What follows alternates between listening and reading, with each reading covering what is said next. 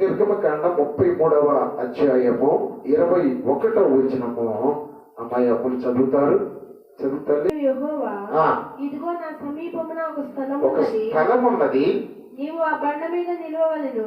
నీవు ఆ బండ మీద నిలువవలెను. నా మహిమ నిన్ను దాటి వెళ్ళుచుండగా, నా మహిమ నిన్ను దాటి వెళ్ళుచు ఉండగా, బండ సందులలో నిన్ను ఉంచి, ఆ బండ సందులలో నిన్ను ఉంచి, నిన్ను దాటి వెళ్ళు వరకు నా చేతితో నిన్ను కప్పెదను. నా చేతితో నిన్ను కప్పెదను. నేను నా చెయ్యి తీసిన తర్వాత నా వెనుక పార్శ్వమును చూచెదవు, కానీ నా ముఖము నీకు కనబడదని మోషేతో చెప్పెను. ఓకే, హల్లెలూయా. ఇప్పుడు బండ దగ్గరికి వెళ్తున్నాను. ఇప్పుడు దాకా స్థలము దగ్గర ఉన్నాను. ఒక స్థలము ఇజ్రాయేలీలకు ఒక స్థలము, దేవుని బిడ్డలైన సంఘానికి ఒక స్థలము. మొదటి 3.5 సంవత్సరాలు ఇజ్రాయేల్ భూమి మీద శ్రమలు అనుభవిస్తారు, కానీ మనం సంఘం అనుభవించదు సుమా. సంఘం ఎందుకు అనుభవించదంటే, సంఘము యేసుక్రీస్తు వారి వధువు సంఘము. హల్లెలూయా. ఇజ్రాయేల్ గొప్పవాళ్ళు, మనం గొప్పవాళ్ళ కదా, మనమే గొప్పవాళ్ళం. ఎందుకు గొప్పవాళ్ళం అంటే, ఇజ్రాయేలీని నడిపించిన ఆయన మోషే, ఆయన చచ్చిపోయాడు. కానీ మనల్ని నడిపించేది పరిశుద్ధాత్మ దేవుడు. ఆయన చచ్చిపోడు కనుక మనము చచ్చిపోం. మోషే చచ్చిపోయాడు కనుక ఇజ్రాయేల్ కూడా అరణ్యంలో చచ్చిపోయారు. ఆయన మనల్ని నడిపించే పరిశుద్ధాత్మ దేవుడు చచ్చిపోడు కనుక మనము కూడా చచ్చిపోము. పరిశుద్ధాత్మ దేవుడు మహిమ శరీరాన్ని ఇచ్చి ఆకాశంలో తీసుకొని పోయి అక్కడ నుంచి యేసయ్యతో జతపరిచి మళ్ళీ మనము భూమి మీదకి తీసుకొని వస్తాడు. ఓకే, ఇప్పుడు బండ దగ్గరికి వస్తున్నాం. ఒక స్థలము ఆ స్థలములో ఒక్క బండ ఉన్నది. ఆ స్థలములో ఇప్పుడు బండ దగ్గరికి వస్తున్నాను. ఆ బండ ఎలా వారిని నడిపించింది? 40 సంవత్సరాల బండ. ఆ బండ ఎలా వాళ్ళ దాహము తీర్చింది? ఆ బండ ఎలా వారికి ఆహారం ఇచ్చింది? అది నేను మీతో చెప్తాను. 7 బండలు చెప్పేస్తాను. గబగబ జాగ్రత్తగా వినాలి మీరు. హల్లెలూయా, హల్లెలూయా, హల్లెలూయా. స్థలంలో ఒక బండ ఉన్నది. మోషే, నువ్వు వెళ్ళి ఆ బండ మీద నిలబడు అన్నాడు. జాగ్రత్తగా వినండి, నా వైపు చూడండి. ఏం చేస్తానంటే, ఆ బండ నేను చీలుస్తాను. ఎప్పుడైతే నేను బండను చీల్చానో ఖచ్చితంగా బండలోనికి నువ్వు వెళ్ళి ఫిక్స్ అయిపోతావు. ఇంకేం ఖాళీ ఉండదు. చక్కగా ఆ ఖాళీకి నా చెయ్యంట పెడతాను. నువ్వు నన్ను చూడలేవు. నా చేతి నీడ నిన్ను కప్పేస్తుంది. నేను ముందుకెళ్ళిన తర్వాత నా చేయి తీస్తాను. అప్పుడు నా వెనుక భాగాన్ని చూస్తావు. అది మోషేతో చెప్పాడు. ఆ బండ క్రీస్తే అన్నాడే. ప్రైజ్ ది లార్డ్, హల్లెలూయా. ఆ బండ క్రీస్తే అన్నాడే. ఇక్కడ మీరు జాగ్రత్తగా వినాలండి. Praise God. ఒక్క మాట సహాయం చేయమని తల్లి. కీర్తన భాగం 40వ కీర్తన 1-2 వచ్చినారు. మీరు కూడా చూడండి ఆ మాట. కీర్తన భాగం 40:1 వచ్చిన. ఆ బండ మీద నిలబడటం అంటే ఏంటి? ఆ బండ చేర్చడం అంటే ఏంటి? ఆ బండలో దాక్కోవడం అంటే ఏమిటి? ఆ బండ క్రీస్తే అంటే అది నీకు మీతో చెప్తాను. ఇప్పుడు మనస్సు పెట్టి జాగ్రత్తగా వినాలి. ఓకే. యెహోవా కొరకు నేను సహనముతో కనిపెట్టుకొంటిని. ఆయన నాకు చెవియొగ్గి నా మొరను ఆలకించెను. నాశనకరమైన గుండెలో నుండి, వినండి, నాశనకరమైన గుంటలో నుండి, జగటగల దొంగ ఊబిలో నుండి ఆయన నన్ను పైకెత్తెను. నా పాదములు బండ మీద నిలిపి, నా పాదములు బండ మీద నిలిపి, నా అడుగులు స్థిరపరచెను. బాధపడతాడు. ఎవరికి ఈ కొండు ఉంటే ఆగిపోయేవారు కదా, ఇచ్చి నేను ఇల్లు ఆగిపోయేటట్టుగా చేసేనేమో అని బాధపడతాడు. హల్లెలూయా, హల్లెలూయా. యెహోవా కొరకు నేను సహనముతో కనిపెట్టుకొంటిని. ఆయన నాకు చెవియొగ్గి నా మొరను ఆలకించాను. నేను కనిపెట్టుకోగలిగితే నీ మొర ఆలకించాలంటే ఏం కావాలమ్మాయి? ఏం కావాలి? అద్దుకో. అది మన దగ్గర ఉందా? ఏంటది? కొద్దిగా అందరూ అనంటారమ్మా. అంటే ఏంటది? సహనం అంటే ఏంటి? ఒక ఆమె బాబాయ్ భయంకరమైన గయ్యాలి తల్లి బాబు.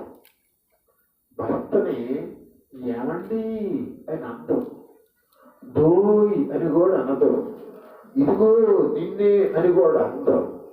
మరి ఏమనేది తెలుసా? చెప్పమంటారా? అరే చాలా వద్దులే, పొలం వెళ్ళేవాట, తిన్నావు కదా కొండడు. ఆయన నా మొరకు నా మొర ఆలకించి నన్ను ఏం చేసాడంటే నాశనకరమైన గుంటలో నుంచి జిగటగల. అబ్బా, ఏంటి ఈ నాశనకరమైన గుంట ఏంటి? జిగటగల దొంగ ఊరేంటి? మీరు ఆలోచించుకోండి. అలాంటి బ్రతుకుల్లో నుంచి లేవనెత్తి ఆయన బండ మీద పాదములు స్థిరపరిచారంట. దేవునికి స్తోత్రం. ఈ రేంజ్కి మీరు రావాలి అంటే ఆ బండ మీద మీ పాదాలు నిలబెట్టి నిలబడాలంటే ఏంటో నేను మీతో చెప్తాను ఇప్పుడు. హల్లెలూయా, హల్లెలూయా. అమ్మమ్మ కూర్చో. ప్రైజ్ గాడ్, హల్లెలూయా.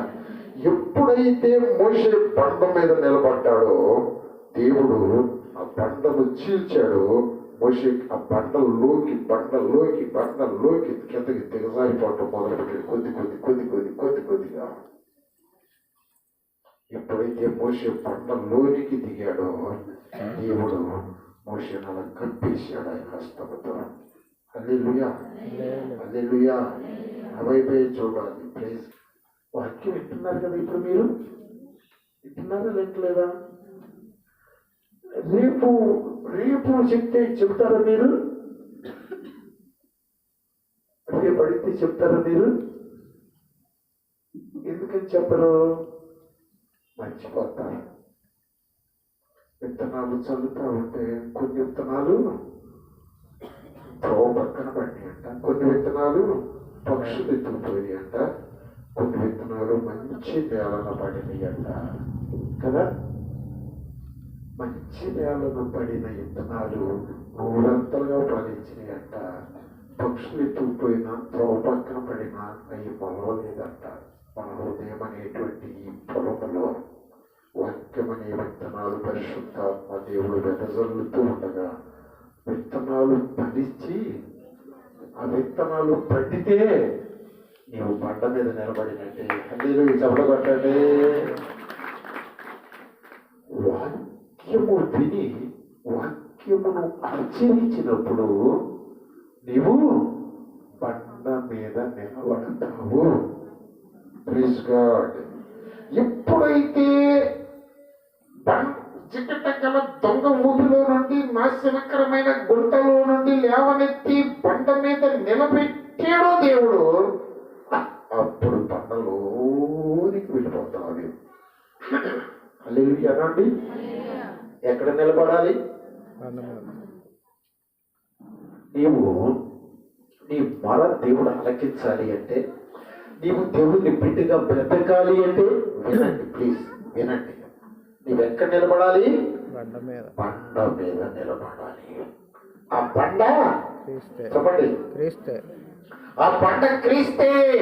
క్రీస్తు అంటే అది ఎందు వాక్యం ఉండను, వాక్యము దేవుడై ఉండను, వాక్యము ఆ వాక్యమే దేవుడై ఉండను, ఆ వాక్యమే కృప సత్య సంపూర్ణుడైన యేసుక్రీస్తు వారిగా మన మధ్య సంచరించను. ఇప్పుడు బండ అంటే ఎవరు? క్రీస్తు. క్రీస్తు అంటే ఎవరు?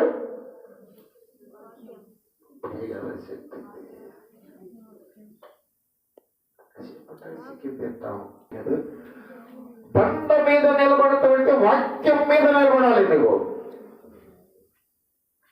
ఏ వ్యక్తి వాక్యం మీద నిలబడతాడో ఆ వ్యక్తి యేసులోనికి వచ్చేస్తాడు. మీరు మరో మనసు పొంది బాప్తిజం పొందినప్పుడు మీరు క్రీస్తు యేసులోనికి బాప్తిజం పొందారని మీరు ఎరుగరా? ఎప్పుడైతే బండ మీద నిలబడ్డావో బండలోనికి వెళ్ళిపోతావు, బండ సందులోనికి వెళ్ళిపోతావు. జాగ్రత్తగా వినా. ఈ బండ సందు ఏంటో తెలుసా? బండ సందు ఏంటో తెలుసా? హల్లెలూయా, హల్లెలూయా. కటకట కటకట పాప సంకటము బాపుట కింద పటు వేదను నావా, ఎటువంటిది ప్రేమ, ఎటువంటిది శాంత, మెటుల వర్ణింతు స్వామి. అతను చెప్పారు ఆయన శరీరము సాళ్ళగా దున్నేరంట. అక్కడ వాక్యం ఉంటది, సాళ్ళుగా దున్నేసరికి ఇంకా పాపపు మొక్కలు ఎక్కువైపోయేసరికి ఆ సాళ్ళను బాగు చేశారని రాయబడి ఉంది బైబిల్కి. ఈ మొక్కలను కడుగుదామనేసరికి మళ్ళీ కొత్త మొక్కలు చేస్తాను. సాలు అయిపోయింది అక్కడికి. మళ్ళీ ఆ సాలుని బారుగా దున్ని ఆ సాలులో నాటాడట. ఆ బండలోనికి వెళ్ళారట ఈ పాపపు మొక్కలు. ఎప్పుడైతే ఈ పాపపు మొక్కలు బండలోనికి వెళ్ళినాయో ఆ బండలో ఉన్నటువంటి రక్తం, ఆ బండలో ఉన్నటువంటి శరీరంలో ఉన్నటువంటి పరిశుద్ధ శక్తి ఆ వారి పాపములను, వారి శాపములన్నిటినీ కడిగి వేసిందంట. అది చెప్తాడు ఆయన. చికట గల దొంగ ఊపిలో నుండి ఆయన నన్ను పైకి లేవనెత్తాడు. ఎప్పుడైతే బండ మీద నిలబడ్డానో ఈ లోకంలో ఉన్న ఈ పాపము చెంచాటాలనేటువంటి ఈ చికట, ఈ ఊపి, ఈ శాపం, ఈ వ్యాధి అనేటువంటిది నన్ను దాన్ని నుంచి విడిపించి ఆయన బండ మీద కడిగి నన్ను ప్రశాంతంగా నా అడుగులు స్థిరపరచడానికి బండ మీద నుంచి నేను వెళ్ళాలన్నా వెళ్ళలేను. హల్లెలూయా అంటాడు దావీదు. దేవునికి స్తోత్రం. మళ్ళీ చెబుతున్నాను మీకు నేను, ఆయన నన్ను లేవనెత్తాడు, నా పాదములు బండ మీద నిలబెట్టాడు. బండ మీద నిలబడటం అంటే వాక్యానుసారముగా జీవించటం అనండి మీరందరూ ఒకసారి. బండ మీద నిలబడటం అంటే వాక్యానుసారముగా జీవించటం. ఎంతమంది వాక్యానుసారముగా జీవిస్తున్నారో వాళ్ళు బండ మీద నిలబడినట్టు. ఆ బండ క్రీస్తే, ఆ బండ వాక్యమే. ఆ వాక్యము నిన్ను బ్రతికిస్తుంది. ఆ వాక్యము ఈ పాదలలో నీకు నెమ్మది కలుగు చేస్తుంది.